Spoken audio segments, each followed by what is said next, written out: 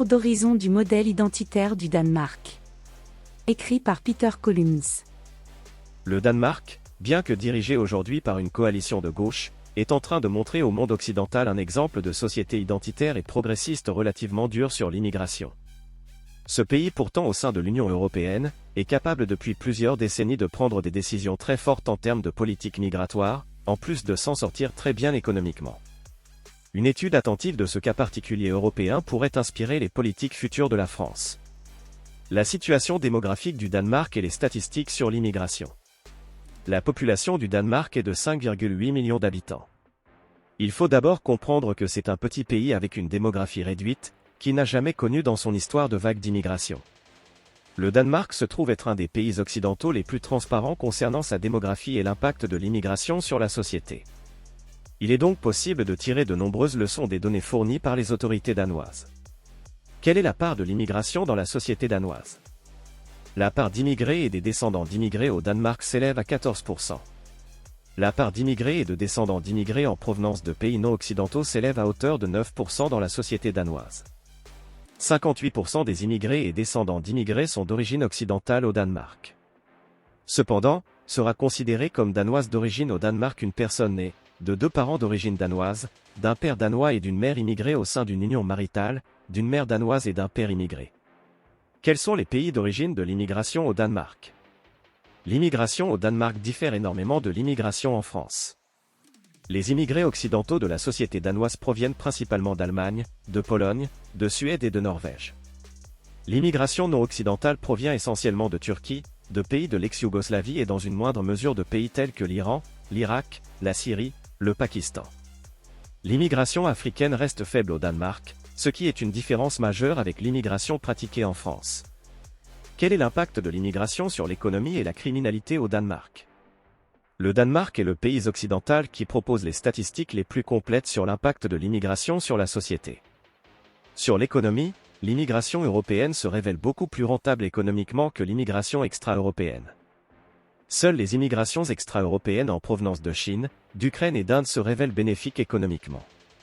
Les immigrations en provenance de Somalie, du Liban, d'Afghanistan et de Syrie se montrent les plus désavantageuses. L'immigration marocaine, très importante en France, est classée parmi celles qui sont désavantageuses économiquement. Sur la criminalité, on constate que les immigrés extra-européens commettent plus de crimes que les immigrés européens en proportion de ce qu'ils représentent dans la société. En compilant les données du Statistikkbanken du Danemark sur les crimes jugés de 2015 à 2018, soit plus de 759 696 affaires, nous pouvons arriver à un indice de surreprésentation dans la criminalité, qui représente le criminalité qu'une population donnée commet en plus par rapport à la population générale. Avec cet indice, que constate-t-on ? La surreprésentation des immigrés extra-européens de première génération dans la criminalité est de plus 67%, tandis que les immigrés européens sont sous-représentés, commettant moins 8% de crimes comparés au reste de la population en proportion de leur démographie. Ce qui veut dire qu'un immigré extra-européen de première génération sera 1,80 fois plus susceptible d'être jugé pour un crime qu'un immigré intra-européen. Mais plus important encore, on constate que les descendants de l'immigration européenne s'intègrent bien mieux à la société danoise que les descendants de l'immigration extra-européenne. Alors que la descendance de l'immigration européenne arrive à être moins criminogène que la population danoise d'origine, l'immigration extra-européenne ne s'intègre pas, et se montre plus criminogène encore que la première génération. Les immigrés européens sont déjà sous-représentés dans la criminalité à la première génération, mais cette sous-représentation s'accentue dès la seconde génération, passant de moins 8% à moins 41%. Les descendants d'immigrés en provenance de pays occidentaux deviennent moins criminogènes que les Danois d'origine à partir de la seconde génération. Mais dans le même temps, la surreprésentation des immigrés extra-européens continue d'augmenter. À partir de la seconde génération, les descendants d'immigrés extra-européens culminent à plus 98% de surreprésentation dans les crimes commis. Les chiffres danois montrent que la seconde génération d'immigrés extra-européens est moins intégrée que la première, et possède 18% de chances supplémentaires que leurs parents d'être jugés pour un crime. Cependant, cette différence flagrante entre les flux d'immigration est accentuée quand on regarde certaines catégories de délits. Pour les tentatives d'homicide, cette surreprésentation atteint plus 279% pour les immigrés extra-européens, et plus 850% pour leurs descendants. Il en va de même pour de très nombreuses catégories de délits, viol, plus 464% et plus 158%, les agressions aggravées, plus 202% et plus 443%, le trafic de drogue, plus 53% et plus 304%, etc.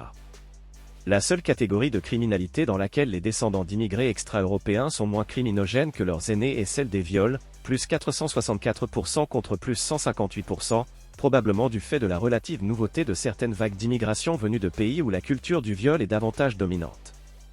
La première leçon qu'offre le Danemark est qu'il existe autant d'immigrations différentes qu'il existe de populations différentes. On ne peut pas mesurer l'effet de l'immigration, qui est un concept vide de sens. On peut en revanche mesurer l'effet d'une immigration précise. Si l'immigration européenne se montre bénéfique, ce n'est pas le cas de l'immigration extra-européenne. La seconde leçon qu'offre le Danemark sur l'intégration de l'immigration extra-européenne est que le volume des flux migratoires ne semble pas être le problème. Malgré des volumes d'immigration bien moins conséquents qu'en France, l'intégration n'a pas lieu pour les immigrés extra-européens au Danemark non plus. Quelle est la natalité de la population danoise ? Le Danemark pourrait être un exemple de remontée miraculeuse de la natalité autochtone dans un pays occidental. Alors qu'il était très bas en taux de fécondité dans les années 80, au moment de l'arrivée de la plupart des vagues d'immigration, des politiques de natalité fortes ont été mises en place par les gouvernements successifs, permettant de faire remonter la natalité à un seuil proche de celui du renouvellement. Le Danemark montre une remontée dans le taux de natalité impressionnante depuis les années 80. Alors que le pays stagnait à un taux de fécondité de 1,38 en 1983, le Danemark a effectué une remontée impressionnante de sa natalité pour atteindre 1,85 en 2022. Ce taux de fécondité est stabilisé autour de 1,8 en 2022. Cette remontée est avant tout due à la natalité autochtone, la natalité extra-européenne ayant très fortement chuté durant ces 40 dernières années pour atteindre la moyenne nationale. Dans les statistiques danoises, on constate qu'il n'y a pas de différence significative entre le taux de fécondité global et le taux de fécondité hors immigration. Au Danemark, le taux de fécondité global n'est pas revu à la hausse de manière significative par la natalité allochtone. La politique nataliste danoise. Comme nous l'avons vu, la remontée de la natalité danoise se montre particulièrement spectaculaire. Tout comme la France, le Danemark fournit de nombreuses aides pour aider la natalité. On peut ainsi trouver au Danemark des congés parentaux étendus et des allocations sociales. Si le congé parental au Danemark va jusqu'à 24 mois pour chacun des deux parents, avec la possibilité de convertir ce temps de repos en aide financière, les deux systèmes sociaux tendent à se valoir. En 2013, la France et le Danemark dépensaient tous deux environ 3,5% de leur PIB dans la politique familiale. La différence entre la natalité autochtone des deux pays ne se situe pas vraiment au niveau de l'action de l'État mais bien au niveau de la culture danoise. Cette différence culturelle peut se traduire de différentes façons. Une politique d'éducation sexuelle à l'école centrée sur une image positive de la natalité, avec l'objectif, sans revenir sur les droits des femmes, de réduire le nombre d'avortements qui constituent encore 21% des naissances potentielles. Une plus grande acceptation de l'aide à la procréation, avec 8 à 10% des bébés danois qui naissent avec ces technologies, faisant même du Danemark une destination privilégiée pour les Européens en mal d'enfants. Cette plus grande acceptation se traduit par un accès à des méthodes plus efficaces, telles que le recours plus massif à l'usage de la technologie de la congélation d'œufs pour les femmes actives, méthode préventive donnant des meilleurs résultats que les traitements de fertilité. Mais le plus fondamental reste l'image positive de la natalité dans le débat public. Tout d'abord, dans la culture danoise, une famille nombreuse est vue comme un signe de richesse extérieure et de bon statut social, ce qui est une différence majeure avec la culture française qui verra ça plutôt comme un signe de pauvreté et de bas statut. Le monde professionnel danois est plus tolérant sur l'équilibre entre obligations professionnelles et obligations parentales. De plus, ce qui semble avoir eu le plus d'impact est l'image positive de la natalité dans les médias, avec par exemple un spot publicitaire produit par la compagnie aérienne Spice Racer Travel, qui a provoqué une petite embellie dans la natalité dans les années 2015. L'idée était simple, les enfants danois sont statistiquement davantage conçus pendant les voyages. Les spots publicitaires étaient pédagogiques, humoristiques, et vantaient une image positive de la natalité. L'usage de la publicité pour encourager les gens à avoir des enfants a réellement fonctionné. L'historique du modèle danois. Le virage identitaire du Danemark ne date pas de ces dernières années. C'est une longue histoire, qui repose essentiellement sur une extrême droite qui ne se voit pas dans un rôle contestataire, mais comme une entité capable de faire des coalitions et de peser sur le reste du spectre politique. Quand on étudie la politique d'immigration du Danemark, on est abasourdi par l'avalanche de mesures votées par les Danois en 2 décennies. Le gouvernement Mette Frederiksen, élu en 2019, est peut-être celui le plus à gauche qu'a vu le Danemark depuis longtemps. Il se différenciait notamment par une politique assimilationnisme assez stricte, avec la volonté de répartir les populations à problème sur le territoire, en interdisant dans les quartiers une présence de plus de 30% de non-occidentaux, ainsi que par la volonté de mettre en place un plan Marshall pour le développement de l'Afrique afin de limiter les flux. Cependant, il affiche depuis lui aussi une volonté très claire d'inverser les flux migratoires et de renforcer la natalité, en actant l'impossibilité de l'intégration d'un tel volume d'immigrés. Ce gouvernement se caractérise aujourd'hui par une accumulation assez spectaculaire de mesures restrictives sur l'immigration qui ferait pâlir n'importe quel parti d'extrême droite en France. Le 22 janvier 2021, Mette Frederiksen a déclaré vouloir réduire les demandes d'asile à zéro. Un projet de loi a été voté pour sous-traiter l'hébergement des demandeurs d'asile dans des pays tiers comme le Rwanda. En avril 2021, le Danemark, sous l'impulsion du gouvernement Mette Frederiksen, a adopté la déchéance de nationalité pour les détenteurs d'une double nationalité en cas d'atteinte grave aux intérêts vitaux du Danemark. A été aussi supprimé l'octroi automatique de la nationalité danoise aux enfants nés dans des zones de conflit frappées d'une interdiction d'entrée et de séjour.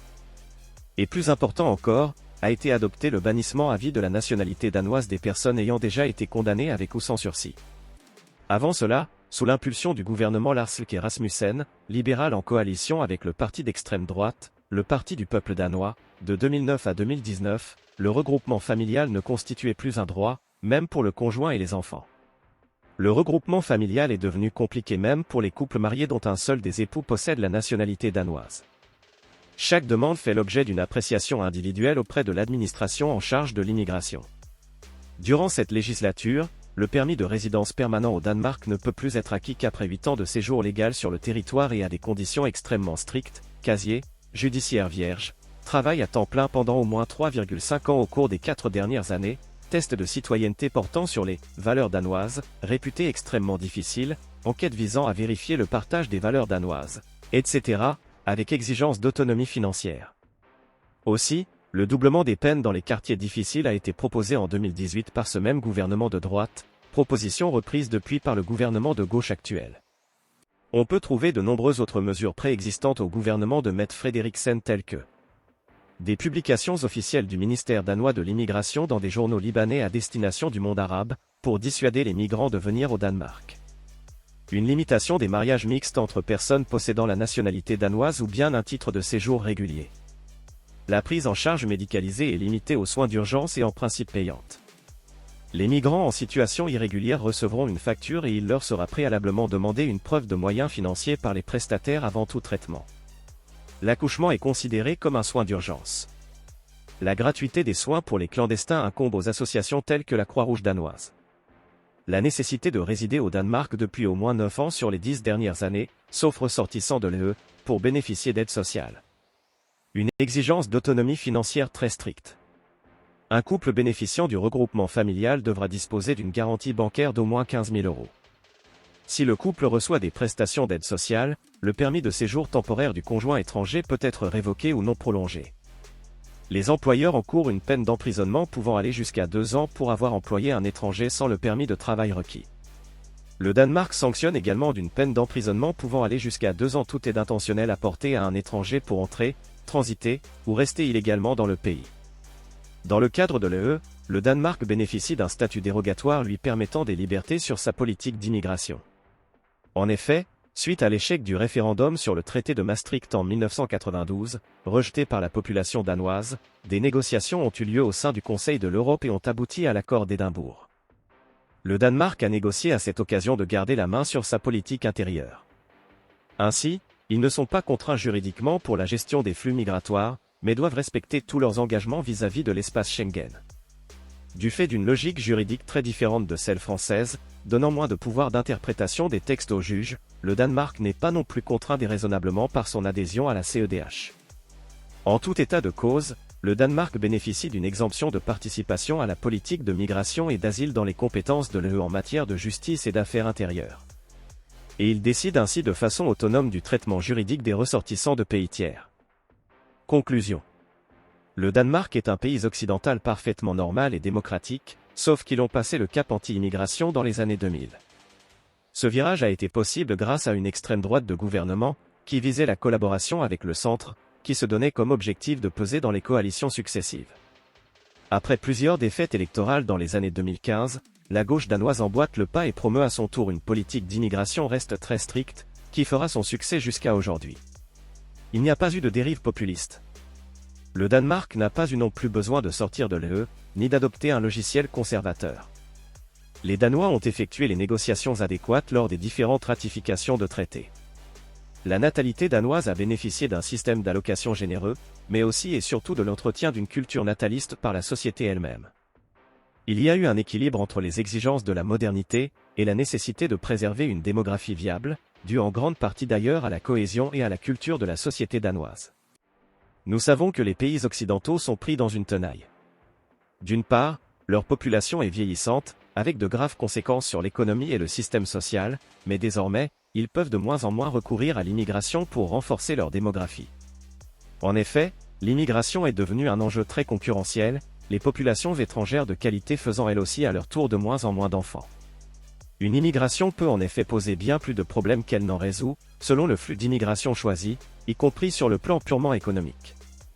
L'immigration de qualité devenant chaque jour un peu plus une denrée rare, la clé de la réussite pour les pays occidentaux sera probablement à l'image du Danemark, être capable de rehausser la natalité, d'accomplir la transition vers la modernité de manière pérenne, de résoudre les erreurs des politiques d'immigration du passé, de proposer un modèle social viable pour les couples actifs, d'être capable de préserver l'identité et l'intégrité de la population d'origine.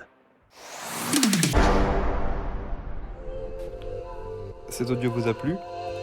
Abonnez-vous à notre chaîne afin de recevoir tout notre contenu et soutenez-nous sur Tipeee, le lien est dans la description.